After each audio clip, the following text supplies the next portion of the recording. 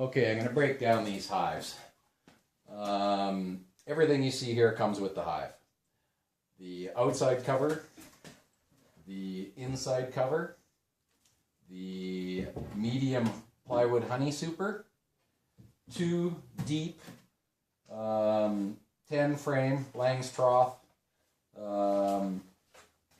EPS brood boxes, a custom made bottom board with 2 reducers, one small and one a little bigger, and then also I just throw in a couple of hinges here. I'll show you what those are for in a minute. So the top cover is 3/4 inch exterior plywood trimmed in 1x5 solid fir with 2-inch rigid styrofoam insulation glued to the lid. So this is R10 plus the plywood. For the lid, the inside cover you can use on top of the honey super. It's a little big on top of the honey super, but it doesn't really matter anyway because you're putting the outside cover on top. Still allows a vent to come up through here and then out the front, so you can get rid of some moisture that way. The plywood honey super is meant for medium frames, so I'll show those in a bit. You can fit 10 frames in all 3 of these boxes. I only use 9 frames in everything, but that's up to you. So the plywood does fit on top of the styrofoam, so you can use regular wood boxes if you've got some other ones.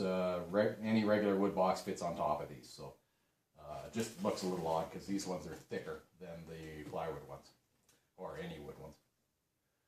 Okay, so that is the super. The brood boxes themselves, I drill holes here. These come out. You can open up vents, entrances. I open them in the summer. It gives me more ventilation.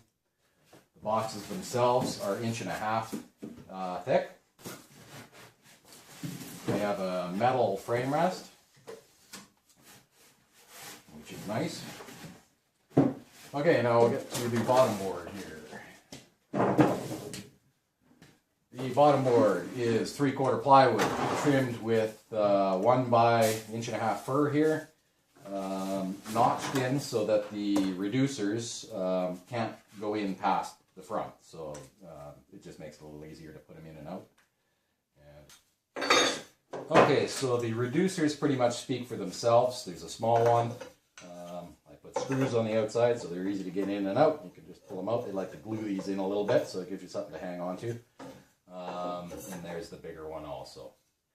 The hinges I supply, this is personal preference. You can use them or not. It's up to you. I put one here and I put one here. And all it does is just gives me something to bump my box up against. Helps hold the box in the right spot there. Okay, now for what isn't included.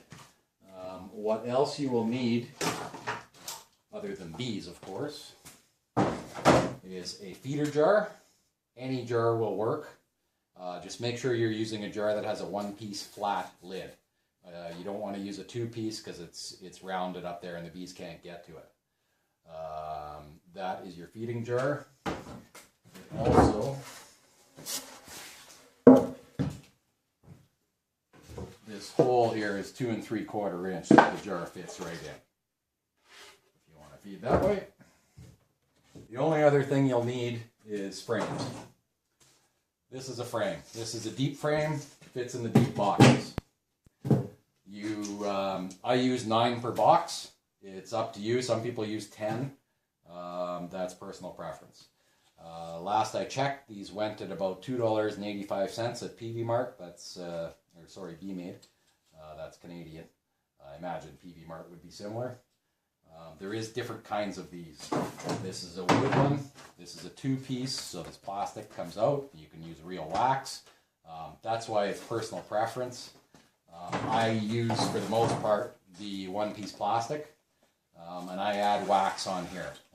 It seems to help the bees pull it out more properly. This is a medium frame. This has comb on it already. This is from last year. So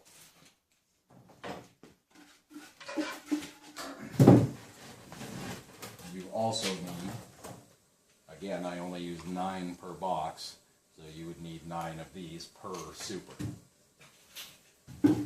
I do sell extra supers if you want more than one.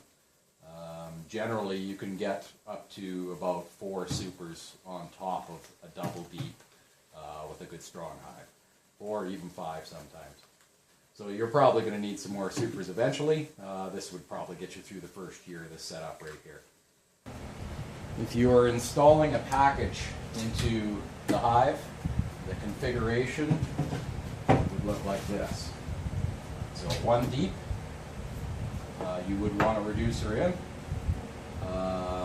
If you want to give them an upper entrance, which I normally do, I would put it like this. Your jar, feeder jar, which you want to feed a package always, will go on top like that. Any other box really, you could use this one, or you could use a honey super.